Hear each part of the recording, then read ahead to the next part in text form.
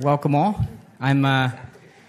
We get to the point in the afternoon where it becomes increasingly challenging to pull away from the conversations we're having, which I take as a good sign about the Info Summit. So, but I will beg your attention for our final panel of the day, which I have the real pleasure and honor of moderating. My name is Mike Larsen. I'm president of BC FIPA and a professor of criminology at Kwantlen Polytechnic University. And I have the pleasure of moderating our panel on open governments, the politics of information control.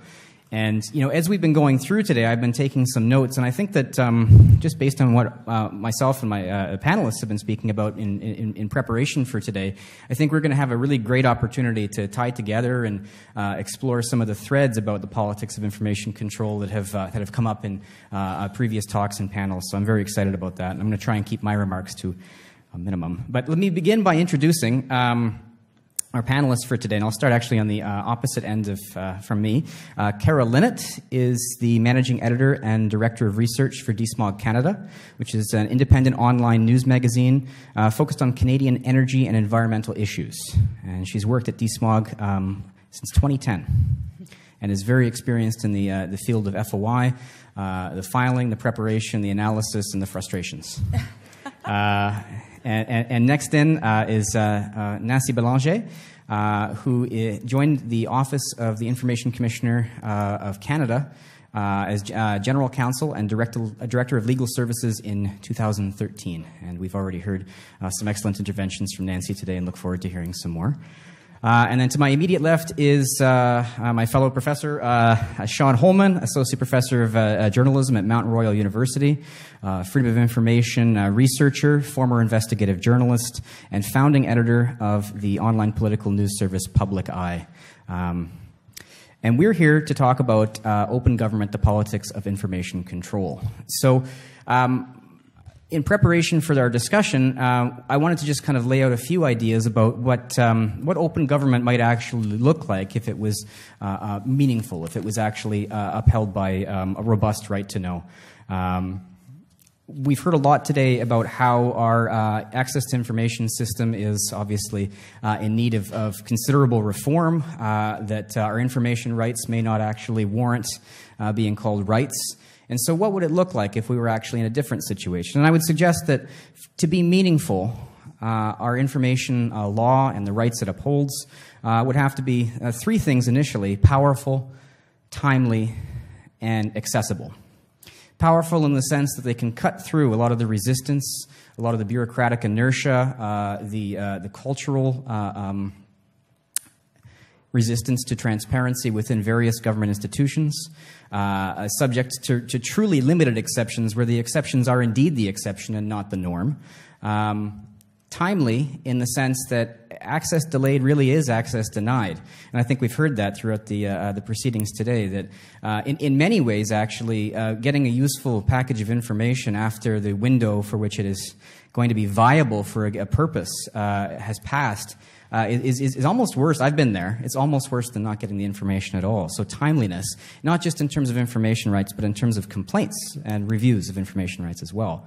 And then finally, accessible in the sense that you know, we have the privilege in this room of having some of the real experts in Canada on freedom of information, and in BC as well. And some of us have a hard time navigating the system sometimes and face challenges and barriers.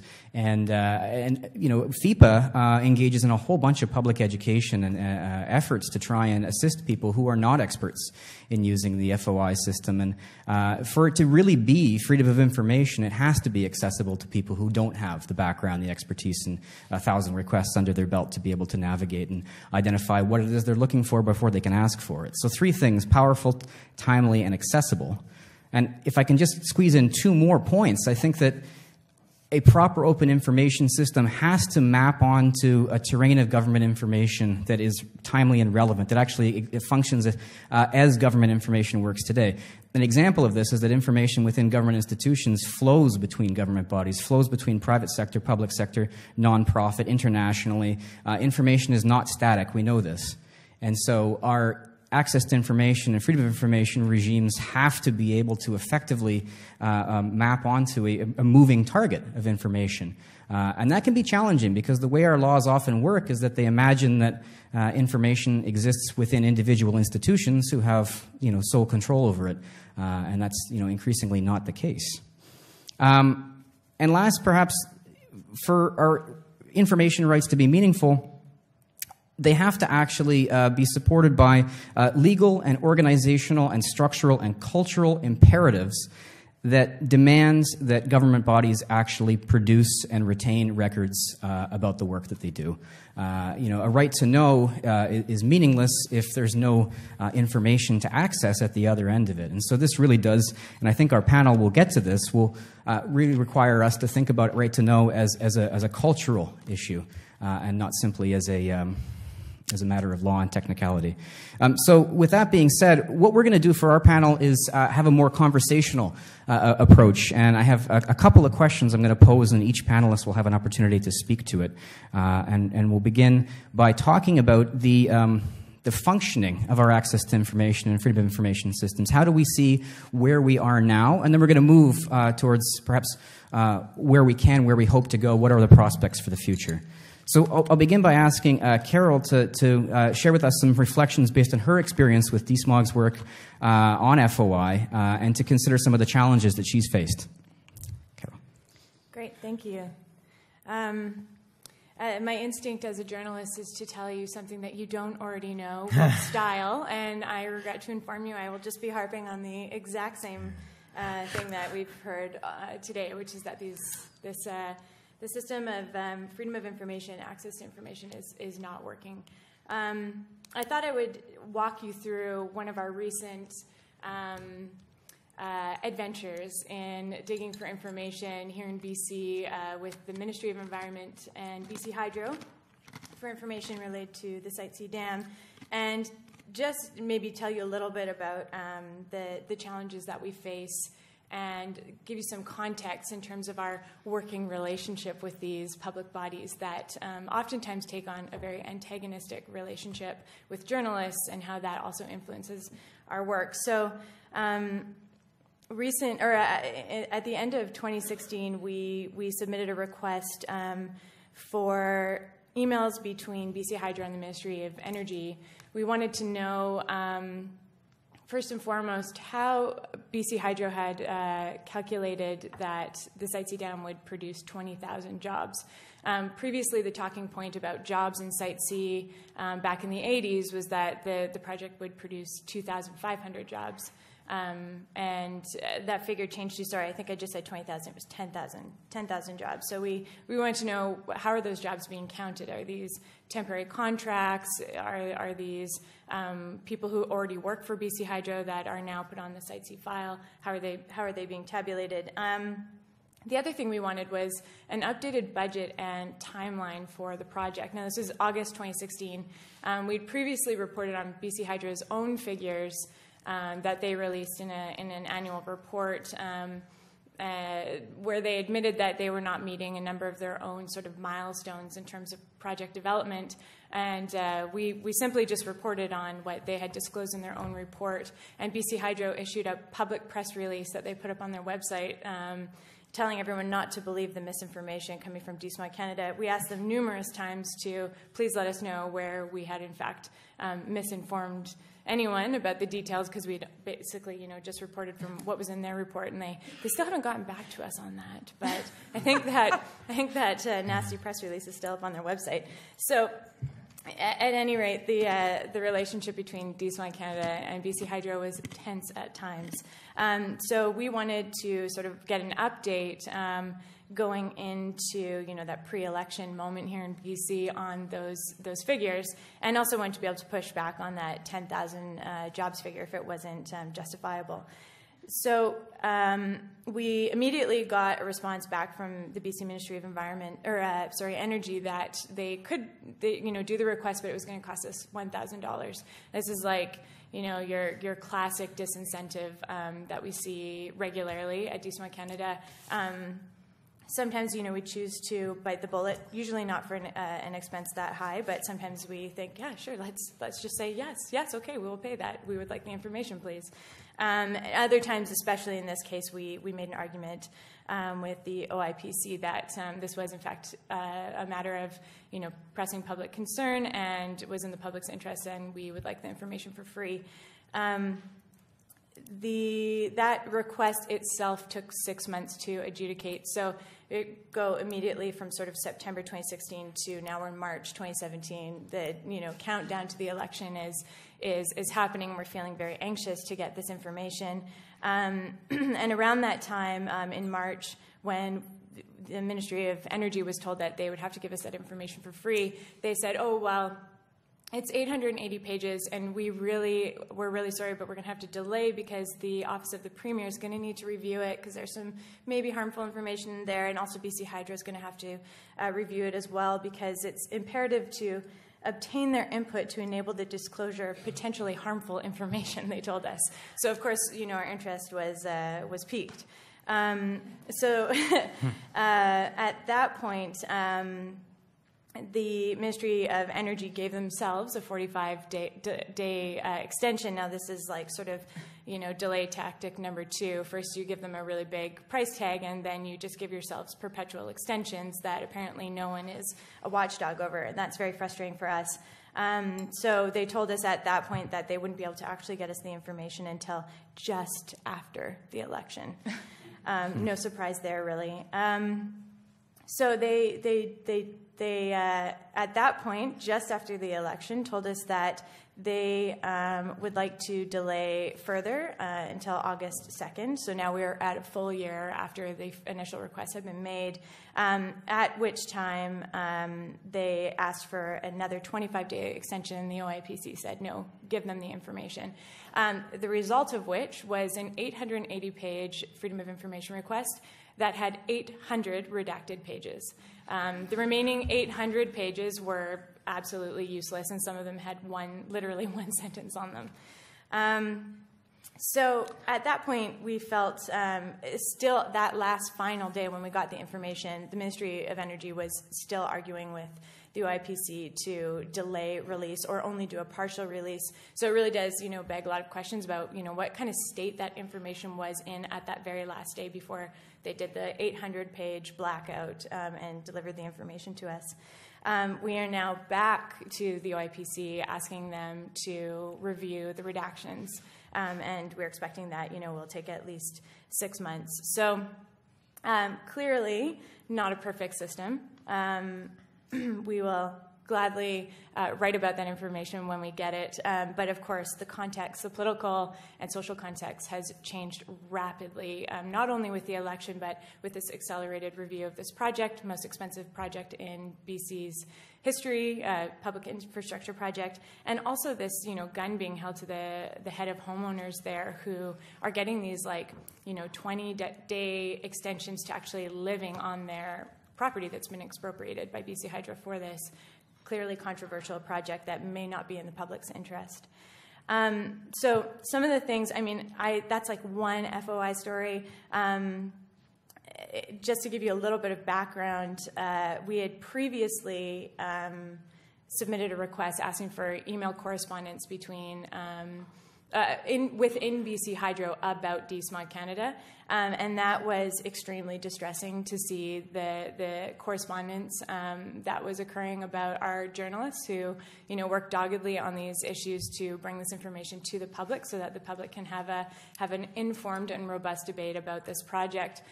We saw, for example, things like the former CEO of BC Hydro saying, we just got to nail that Sarah Cox at DSMOD Canada. Sarah Cox had been, reporting incredibly and is a finalist for a national award for her reporting. Actually, DSMOD Canada is right now for our continuous coverage of Site C. And she's doing amazing work. And to see the CEO of our Crown Corporation that is in existence to serve the public interest talking about wanting to nail this reporter was distressing to us and brings up this question of political interference. One of the other things we saw in those emails was the high level of coordination and interaction between the Premier's office BC Hydro and the ministries on this project to sort of coordinate talking points, or to, sort of double check the information that would be given to DSMA Canada when we'd ask for an interview on a particular thing. I mean, just in terms of this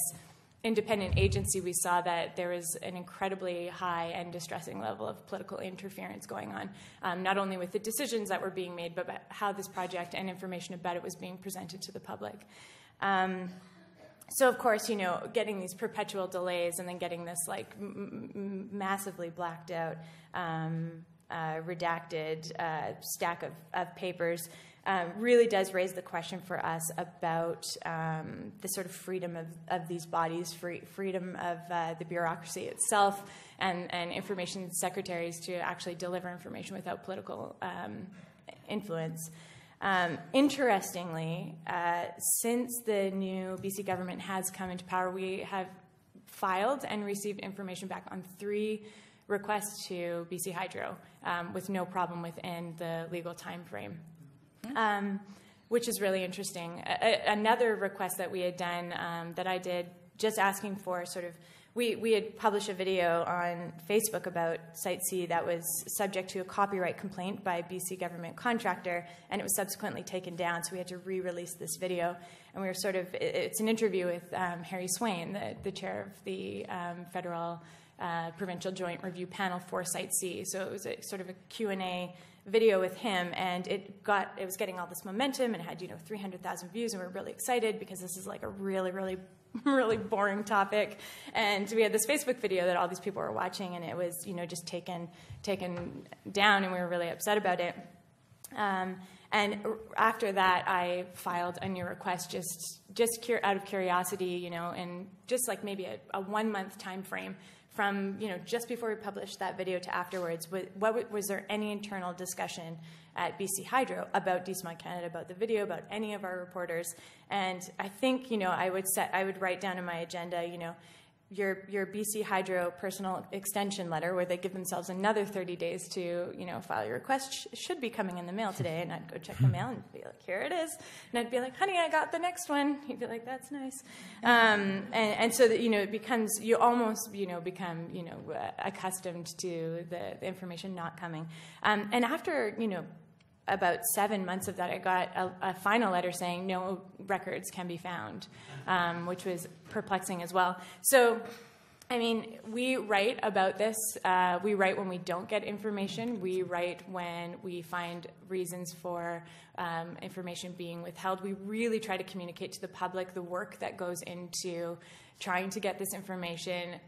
We regularly, come to Vince for comment, or to Sean for comment on how issues like this actually relate to democracy and the public's ability to evaluate projects like the Site C Dam.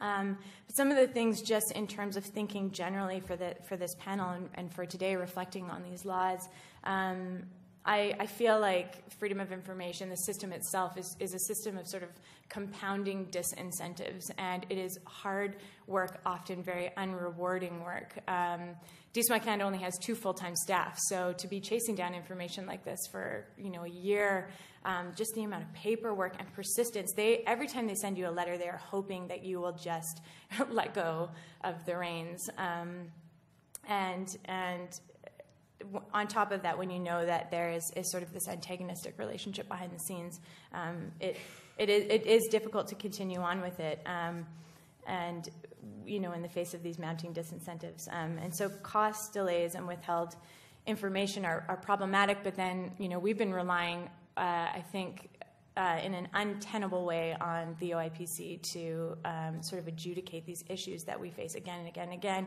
leading to these long delays in that office's ability to actually take a look at our situation. Even going back to look at those redacted 800 pages, that's a lot of work. So there's an imperfect system that doesn't actually have a lot of accessible resolution that we've been able to use in a way that is sort of expedient and that makes sense for us as journalists, but also for our readers when we're facing things like an election or a major project that is undergoing construction. So I think I'll leave it there for my starting remarks, but yeah, thank you. Okay, thank you, Carol. And that actually does really segue nicely into some comments from Nancy, who's in a position to look at this from within one of the Ombudsperson's offices. So, yes. Thank you. I feel your frustration, Carol, right through here. Good afternoon, everyone. First of all, thank you for the committee for having invited me, and what a great day it has been. And the fact that you're all still here is a demonstration of the interest and the importance of these issues. At the federal level, I'll give you a little bit of a landscape. The first thing you need to know is that privacy and access is two separate offices, and not everyone is always aware of that. Federal institutions receive about 75,000 access requests, and within a year they usually answer about 55,000. At our office, last year we got 2,000 complaints. Yeah, it's not that big of a percentage, but those complaints are administrative issues where it's related mainly to unreasonable extensions taken or answers not within the 30 days. With respect to fees, back in May of 2016, the federal government issued an interim directive that no fees were to be imposed on access requests, but for the $5 application fee. So everyone pays $5, and then there are no fees at the federal level currently. So when we get a complaint, we receive it. We have no choice. We have to investigate every complaint that we receive. We have strong investigative powers, but at the end of the day, we can only make a recommendation. And at the federal level, people like me wish we had your BC legislation. You are the center of the universe when it comes to your legislation. We really wish we had some of the features that the BC legislation has. And that first issue is the fact that you can issue orders while we make recommendations. When we make a recommendation and an institution refuses to abide by that recommendation, the Information Commissioner brings the institution to court. We go to court, and there it starts de novo. In other words, the institution can bring up new representations that possibly we never even heard of. So an institution who does not want to release information will not give us much reps, and it will stall, and it will take time, and there are no timelines. And so therefore, we end up at the end of the day, we make a recommendation, they refuse, we go to court, and it starts anew. And it's a de novo review of the institution's refusal to release the information, is not a review of the work of the Office of the Information Commissioner. What that means at the end of the day, it's a lack of rigor and a lack of discipline in the system, because there are no timelines. They know at the end of the day we can't order, and so therefore it'll take the time that it takes. Which is why an order-making model like you have in BC is a nice incentive from the get-go for the institutions to apply the proper exemptions and make the proper representations that it has in front of the commissioner in order to justify the application of the exemptions. Which is why the commissioner in 2015 in her report recommended that we have order-making powers at the federal level, similar to what you have in BC. She actually used the language of your act to have that at the federal level. The current government tabled a report, tabled a new bill in June, and it uses the word order. So we were all excited. We're having order-making powers. Except that if the institution does not want to follow the order, it is exactly what it decides to go to court. And it is a de novo review of the institution's refusal. So the word order is being used, but it is not a review of the commissioner's order. It starts de novo. Therefore, it is not a true order. Judicial review, when you do a review of the order, you look at the work of the commissioner to make sure they did the proper, most reasonable decision under the circumstances. In this case, it's an order, but we do not have to bring the institution to court. The institution will choose to go to court if they don't want to follow our order, but if it goes to court, it starts afresh. So it's a mix. And this mix comes from the Newfoundland model, which was adopted a few years ago.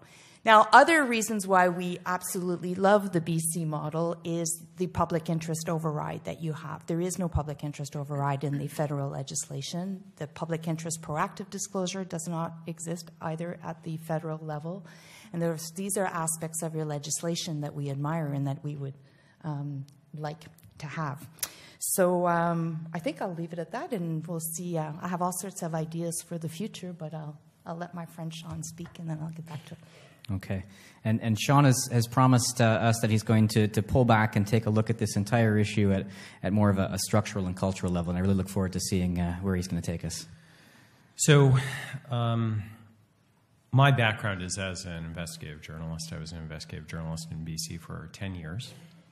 And when I got into academia, I decided to start taking a look at issues, structural issues of accountability and transparency in this country. And so for the past 4 years, I've been researching the history of freedom of information in Canada.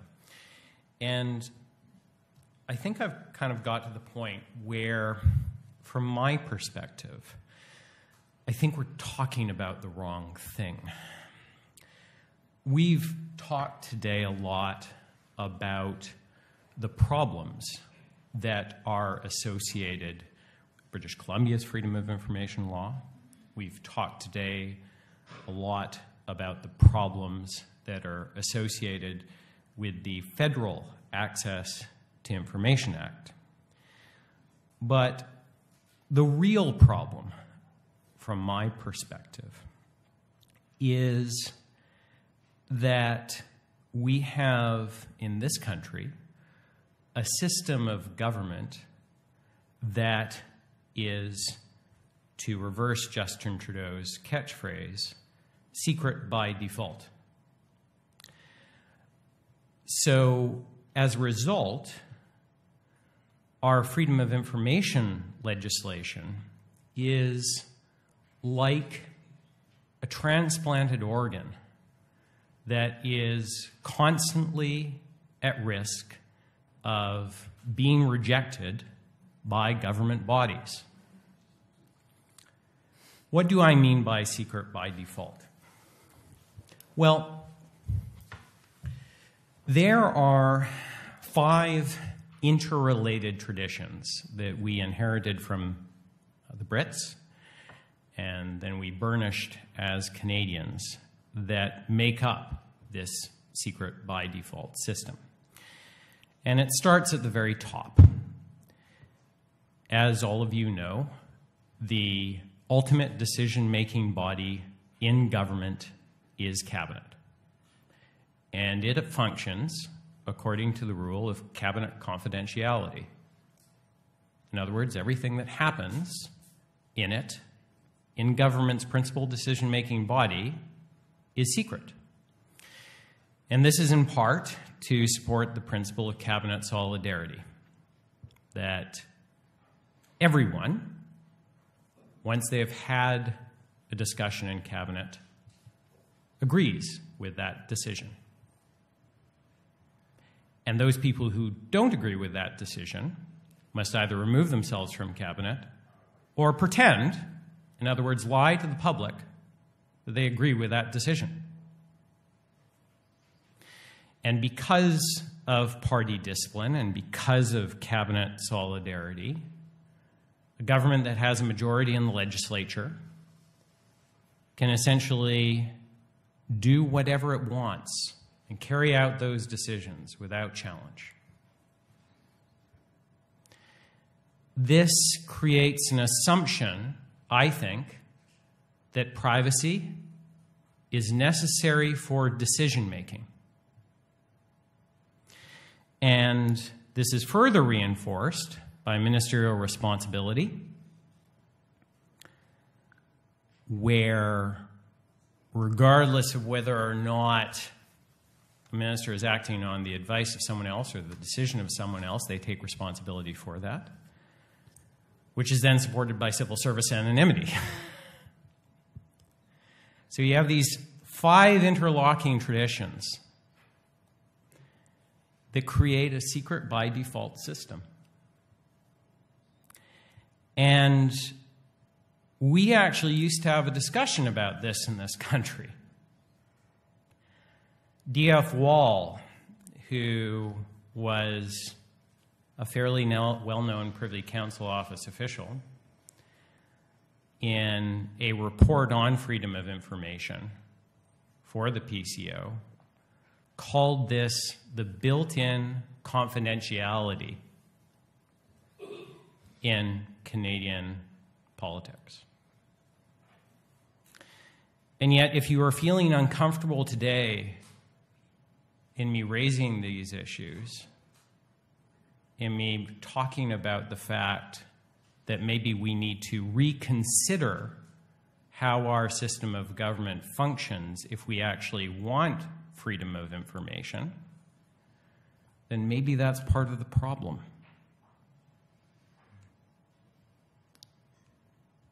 I think the BC Ombudsman said it quite well. Culture eats policy. Systems eat policy. And that's what's been happening for the past 30-plus years in this country. And until we have that conversation about our secret by default system, we are going to keep on having these conferences and keep on being frustrated about the lack of action when it comes to reforming freedom of information in this country. Thank you very much, Sean. So I think that we've done a detailed job of diagnosing the patient. We've identified some of the chronic and systemic problems, cultural, legal, policy, bureaucracy. And so what we're going to do for the second half of the panel is to reflect a little bit on what are the prospects for the future? Where do we see things going, and where ought things to be going? And to start us off, I'll invite Nancy. Obviously, in a perfect world, it would be open by default. You could just walk into the building and take whatever it is that you want. I think the only way that... I think we all recognize that there is information that we shouldn't be entitled to. There's personal information, there's national security issues. If we put that aside completely, the only way that we will truly have an open government, I believe, is through an integrated vision. We have right now, when we talk about open government, there's open data, there's open information, there's open dialogue. Those are the 3 streams of open government. We put a lot of focus on open data. Most of the information that's going out, the work that's being done, is on open data. Open data, what it does, it just causes more access to information because people know, oh, I can find out more about this, and then more open. For open information to be up to speed, then we need to have more information, substantive, documents, records, open by default. And we need information access legislations that are modern, that recognize at the speed of which people expect information. It is incredible. I mean, we write an email and we expect an answer right away. It's not the snail mail paper like me. I still work with paper, but people expect information faster, and the only way that open information is going to be valid is for us to recognize and get in line with the digital era that we're in. And then there's open dialogue. We need people to be engaged.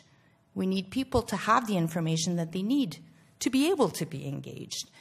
And I was a little bit saddened this morning when I heard Monsieur Lapointe talk about the fact that he believes journalists are letting go and that Canadians maybe don't care. And I find that hard to believe. I don't want to believe it. Democracy is fragile.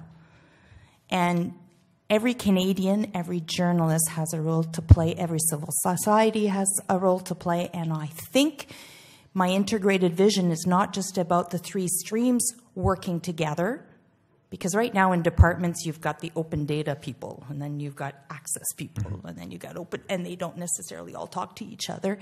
But it has to be an integrated vision of the people. There's a lot of stakeholders out there, and they're all working in silos as well. So it's conferences like this, which I hear you, that maybe it doesn't do a lot of good. I think it does a lot of good. It inspires me to continue to be resilient. Every one of you have a role to play. We all need to be resilient. Journalists need to continue to be resilient. Carol, you can't quit.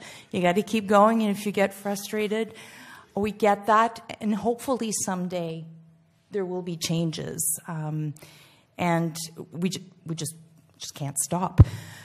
With the perfect world, it would be all open. We're not there. I'll likely not see it. My kids will likely not see it. There has to be some thought on this duty to document, which is always a hot issue.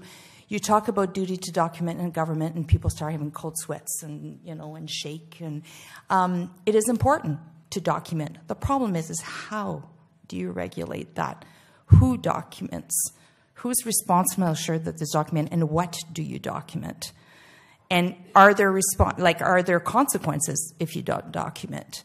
And then you've got the pins and the texts that go around, and we say things in those things that we would never write on a piece of paper were you to write a formal letter, So the quality of our communications and how we document. So there's the speed, there's the form, and then there's the content. So there's a lot to be worked on. I don't have the solution. I just see it all go by, and it's spinning.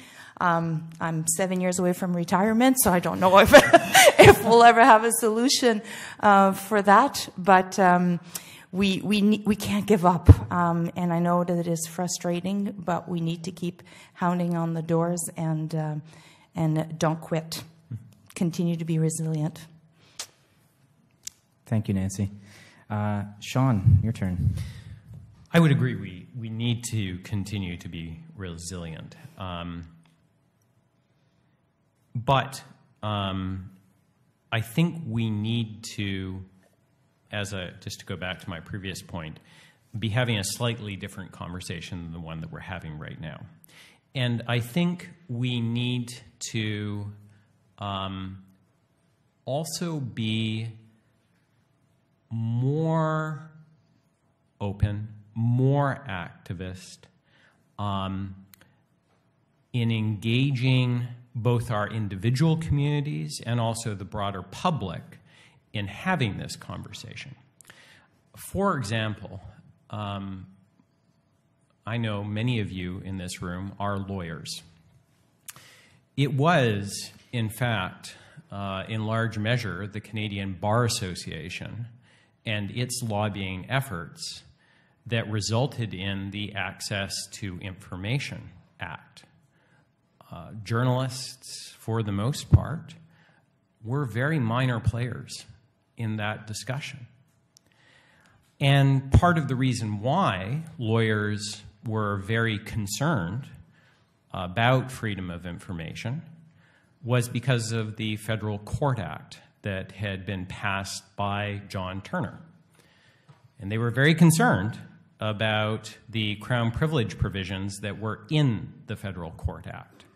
So you had this groundswell within the legal community of opposition to that particular piece of legislation, which resulted in a broader concern over freedom of information in government.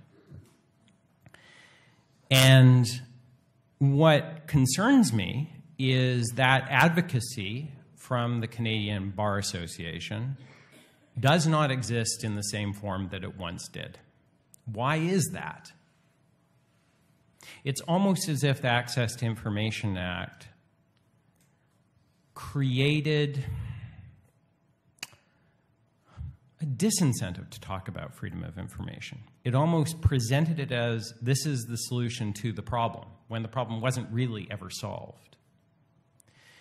So I think we need to look back at some of the things that we were talking about back in the 70s, back at some of the things that we were talking about in the 60s, and revisit those conversations with an eye to the fact that a lot of those problems were never really solved. And finally, I think we need to have, I'm the son of two counselors, so I always look at the psychological aspects of things. I think we really need to have a conversation as a country about what we actually want out of government. I think we often talk a good game And we say we want openness, and we say we want accountability, and we say we want democracy, but do we really want that? Or are we concerned more about other values like efficiency? Not having to worry about government. And I think that's the other conversation we need to have, because all of this is kind of for naught if, as Canadians, we don't really fundamentally care about those other things, or if we care more about things like efficiency. I would encourage us to think about that. Every time I hear Sean talk, I'm reminded about how much I love interviewing him, because he's the only person I know that actually speaks slower than I type. It's the speed of my thinking, more. That's why. I love it. It just like makes me feel so good and calm. It's the best.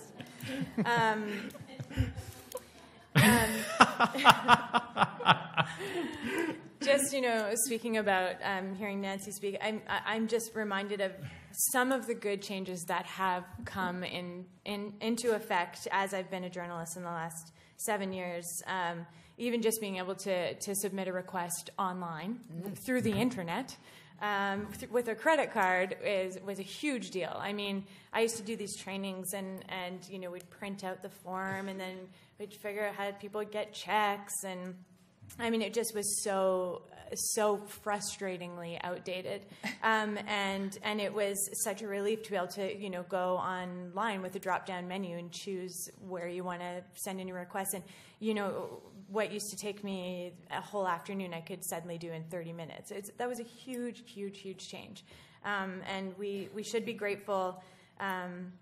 I think for those changes when they do come in, and even proactive disclosure, it is difficult, though, I think, to not get caught up in this sort of shifting baseline syndrome where we just adjust to the new working reality and forget to do what Sean is encouraging us to do, which is ask those fundamental questions of like, what do we actually want as a society? What are we going to choose to fight for? What is going to be an election issue? And right now, I don't think freedom of information registers broadly on the social map, but I think that it could. And I'm just before this panel, I was speaking to some of the other members here, and we were talking about the sort of war on science that became a big issue in the last Canadian federal election. Those stories about journalists being prevented from speaking to scientists were sort of popping up here and there. And, it's sort of a non-story, right? You had a journalist who's writing about that time I couldn't speak to that scientist. It's actually not really a news story until it is.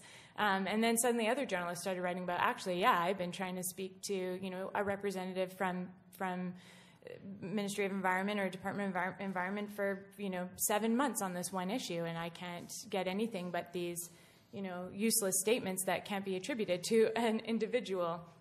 And suddenly we started seeing those stories popping up across the nation in greater and greater numbers. And then the most interesting thing, I think, is that you had a body of professionals who came together and saw themselves as an advocate for their profession in a way that they previously hadn't been, and in a way that they felt explicitly uncomfortable with.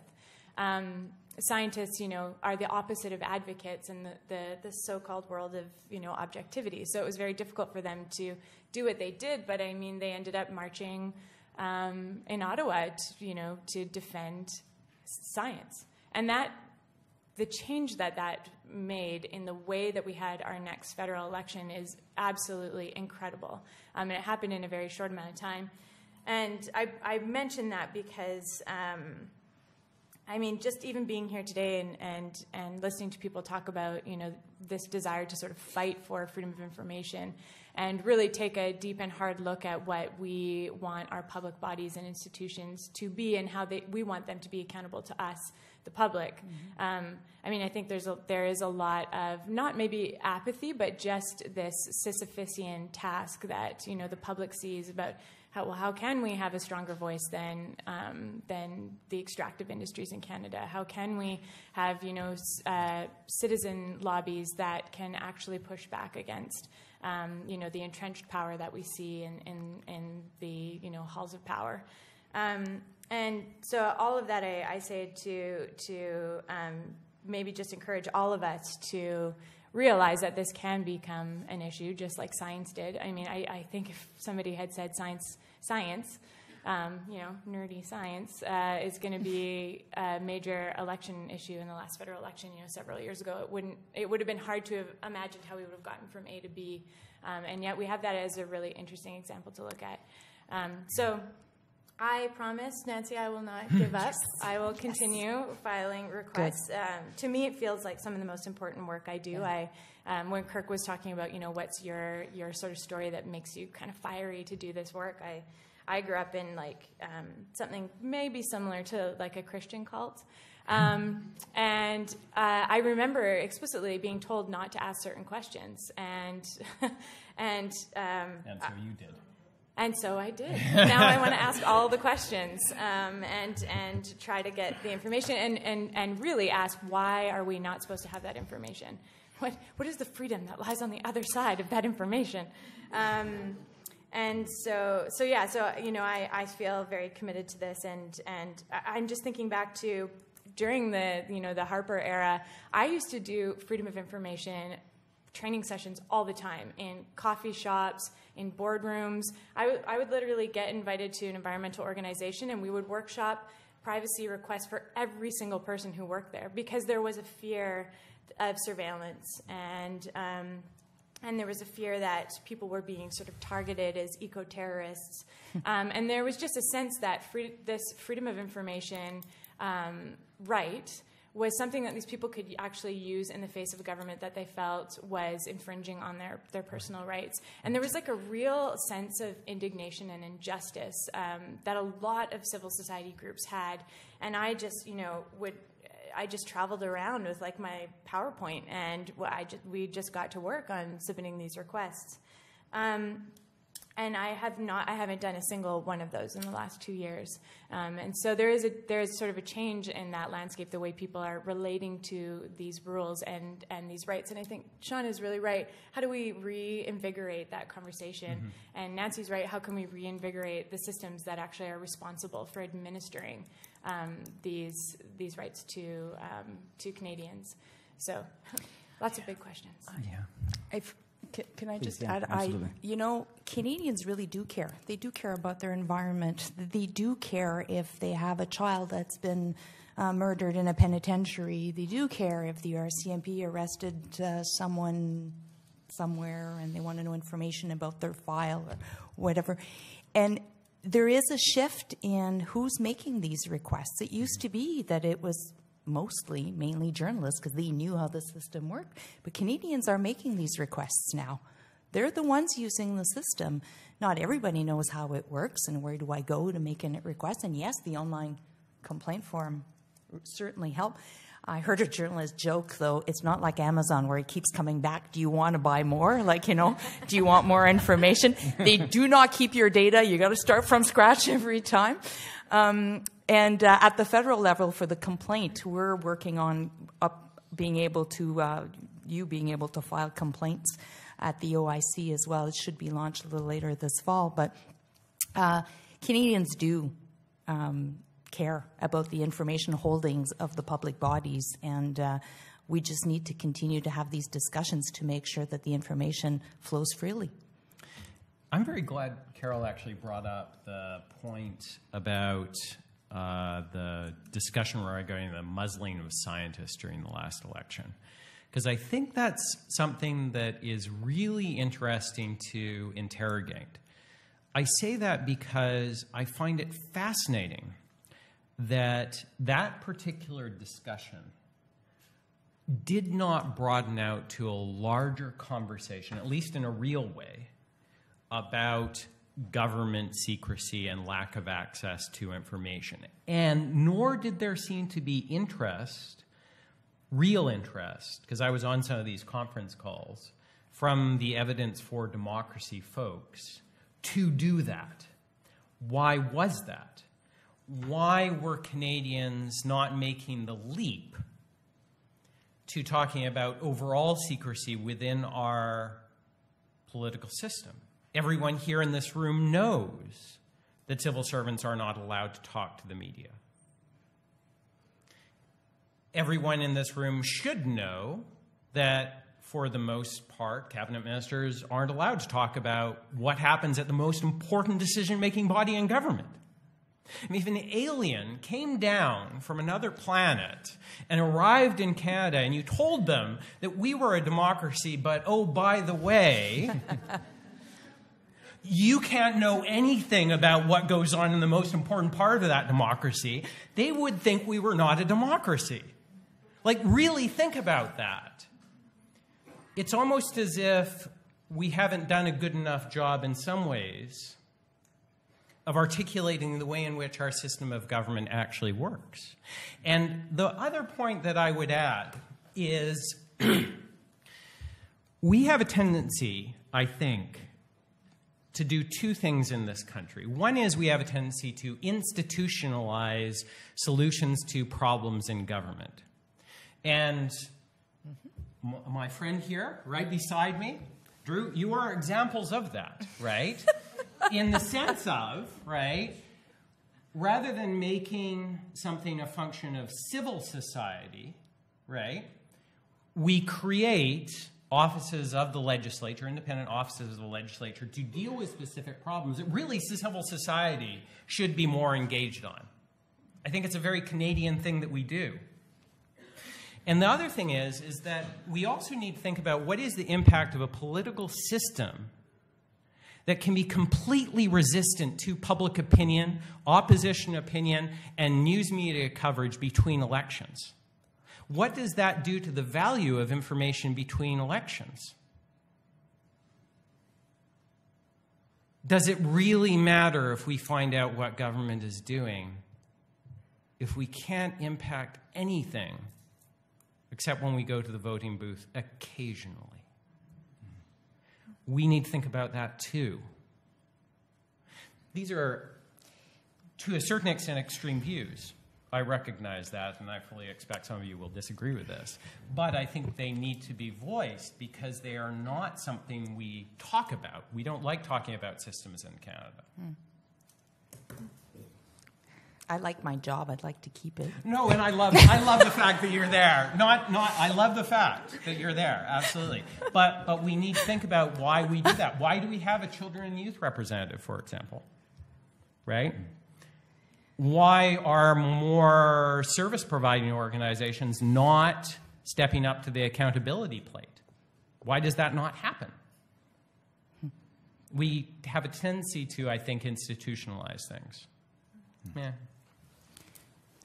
Okay. So no controversial issues raised during this panel. No, not at all. Sean, you started thinking really fast there, I noticed, with just how fast you were talking. Right? I know. You know, just by way of a closing comment, and then we'll open. We have time for questions, but just by way of a closing editorial comment, you know, there are a lot of social movements other than the information rights movements around the world today, it's particularly in North America, actually, who have adopted as a mantra the idea that this is not normal, right? Mm-hmm. So, you know, as a way of trying to disembed some of the thinking, some of the inertia that exists within whatever it is that they're trying to change. And it strikes me that one of the concluding comments that comes out of all the remarks here is that perhaps we as information advocates and workers, practitioners, need to adopt that as a mantra for ourselves as well. This is not normal, or at least it's not inevitable, and certainly it's not the way it ought to be, and that opens up opportunities for change. But on that note, I'll thank our panel again and open the floor to some questions. Stanley. All right. Well, testing. Hello? Well, here's one journalist who hasn't given up yet for a while. So I'm wondering if Ken Rubin was right when he said that FOI is kind of like a new Official Secrets Act by another name. To me, it looks as if the exemptions section was taken and lifted up whole and dropped into the purpose clause, or else that donuts and Swiss cheese were valued most by government not for their substances but for their defining cavities. So that's how it seems to be. But the very worst part of all is policy advice. Section 13 in BC, I call it the black hole, the all-purpose master key that can lock up any FOI door. There's a public interest override. I call this one the bureaucratic interest override. In Ottawa, as you know, Commissioner Legault said last year in their report it was applied 10,000 times. It's like spreading plague. And now it's due to a Dr. Doe ruling about a dozen years ago. Facts and analysis are now included in policy advice, and they can be blanked out. So that leads to surely hundreds of pages being lost to the public interest, which was not the original purpose of the legislature, and we've been pleading. Even Colin Gableman passed the law with his own government pleading to fix it, and we hope that Premier will do that.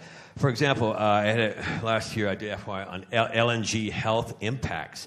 I got about 140 pages back. 100 were blanked out under Section 13. So, in response, I did a province editorial, published that. I sent a copy, email to the ministers and bureaucrats.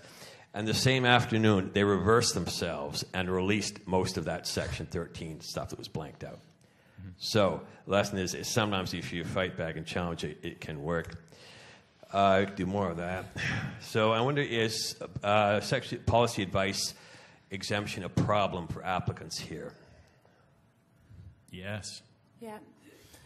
I mean, it just goes back to the point that I was making earlier, which is, we have an assumption in this country that privacy is necessary for decision making, and the structure of our freedom of information legislation was designed to accommodate that assumption. It was designed to accommodate the contours of existing secrecy in our country as opposed to challenge those contours. And I think you're quite right, Stanley. We need to have a conversation about why we seem so obsessed with not wanting Canadians to know why a government made a decision. Why are we so obsessed? Is it so wrong that Canadians would actually understand that there is a difference of opinion in government? It seems very infantilizing to me.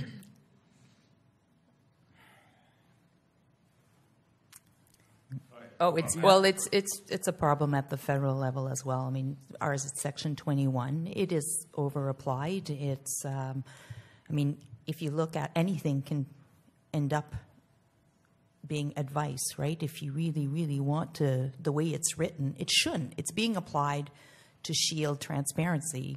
It should not. But it is being applied. I think it's the second or third most exemption. I mean, the personal information is always the one most applied. I think it's the second or third. Hi, Bob Mackin.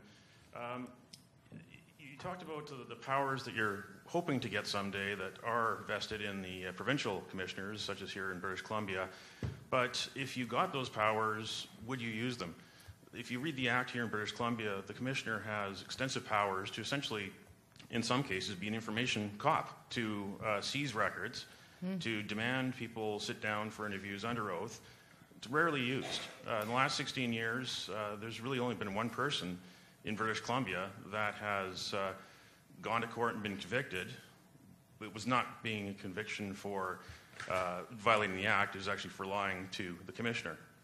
And the information I get from deputy ministers, retired deputy ministers who I've interviewed, who I wish would go on the record, is that organizations like yours and the OIPC here in British Columbia are viewed as places where FOIs go to die, essentially. I've got various matters that are before the adjudicators right now. They're matters that I filed 3, 4, or 5 years ago. And if I'm acting as my own lawyer, my own advocate for these FOI requests, if I was a lawyer acting for someone charged with a crime, that person would walk because of the length of time it's taken. Is there a way that your organizations can be more diligent and use all the powers you have, try to go even further, and protect the rights of the public to get the information? Because, as the saying goes, access delayed is access denied. Absolutely. And access delayed is access denied. And I'll tell you, for being in an office where we do not have these powers, it is the most frustrating thing. I mean, we have a very small team, small budget, not many resources, and complaints keep coming in. we'd love to be able to do the minute it comes in, it goes out, just so that it continues to be relevant to the requester. You ask for information, you want it now because the issue is live for you, and then we can't even assign it for 6 months. It is frustrating, trust me, for us as well. I can tell you that if order-making powers were in our office, the current commissioner would be using them. Are there other ways, though, that you can look at your model and improve? You're a necessary part of the equation. Without you, it would be anarchy. It would be like playing hockey with no referee. But at the same time, your offices look like referees from the NHL from the 1990s and 1980s, when there were a lot of bench-clearing brawls. You don't see that often anymore. You see more discipline on the ice. And we're not seeing the government's act with sportsmanship, if you want to use that analogy, especially when it comes to election years. We just had an election year in British Columbia, and Commissioner MacArthur just put out a report that showed how, especially reporters, were being discriminated against, and how timeliness was a major issue. It declined on the way to this last election. And that's something that I've noticed with every municipal election, with every provincial election, and also federally with federal elections, that governments are not scared of your agencies, and that's a problem. It is a problem because at the end of the day, if you look at our legislation, it doesn't have much teeth. We can use the powers that we have, and we have been successful in obtaining information, additional information for requesters. There is no doubt about it. We have investigators in our office who are on the phone with the requester, the complainant, with institutions say, come on, you can release this. We do the best we can with the resources that we have, and we do feel the frustration. There is no teeth. There is no consequences. Contrary to, if you think of all the obligations that every institution has under the Federal Administration Act, and even in the official languages at the federal, it's in our performance agreement. You will make sure that you abide by the Official Languages Act, and you will make sure that you're not late in filing your DPR and your RRP and everything that has to do with financial. You have to meet those deadlines. There's a 30-day deadline in the Act, and whether you follow it or not, it goes. So I hear you. We try to do the best that we can. We've gone to court when recommendations are not being followed and we believe that it should be released. We go. And quite frankly, in the last 2-3 years, we've been quite successful in having judges say, you will release that information. But volume is high, not too many resources, and we can only use the powers that's in the legislation. That's really all we can do, and we don't even have a mandate to educate. That's it. The only mandate we have is to investigate. That's it. And so we do what we can to try, and the budgets are always cut. So, it needs to be a priority. The other thing is we can do our share, but the institutions also are having their budgets cut. So, the first thing to go is corporate ATI. And so they are having a hard time meeting the demand. I don't think it's a lack of will necessarily. It takes time to put in all those exemptions in that they put in. It'd be a lot easier, a lot faster for them just to go, and we get less complaints. So I hear you, and we really try because our commissioner is clearly an ombudsman for freedom of information, and the more to go. And she's written a report, and she's she really tries strongly to have information released as much as we can, and we use the powers that we have. Thank you. Sorry if I didn't. So we have time for one final question. Thank you. Keep it short. So I'm with the Auditor General, and we get lots of information, or we fight to get information. FOI doesn't apply to us. We have very strong powers, but we do encounter the default culture of secrecy. And it makes sense, I guess, when I think about it, because you look at the history of Crown privilege, you look at how government evolved, you look at the fact that every government employee, when they get hired, takes an oath of confidentiality. And we have a communications department, and they're the ones that do the talking, not the civil servants. And I don't know, and I don't know if anyone knows this, maybe a question just you can throw out there. Is there a Commonwealth jurisdiction where they don't have that default culture of secrecy? So, Go for do it. you want to go for no, it? go No, for you it, and I'll add. Okay. So one interesting thing you might want to consider is actually New Zealand. Sweden. Oh, yes, and that's true, too. But New Zealand actually publishes its cabinet minutes. Right, I know, right? I know. So you do see, right, in other jurisdictions, that being one example, places that are trying to do it differently. Yeah, in Sweden, you just pick up the phone, call whoever, and they have an Yeah. obligation to answer within 24 hours. Absolutely, and that's actually, it's interesting because back in the 70s, where this was being debated, you had these two sort of streams that were happening in terms of the discussion. One was influenced by the American Freedom of Information Act, because that had come down. Come into force in 67. 67? Yeah, 67. 66? 66? 66, thank you. I knew I was one. Took effect, though, in 67, maybe.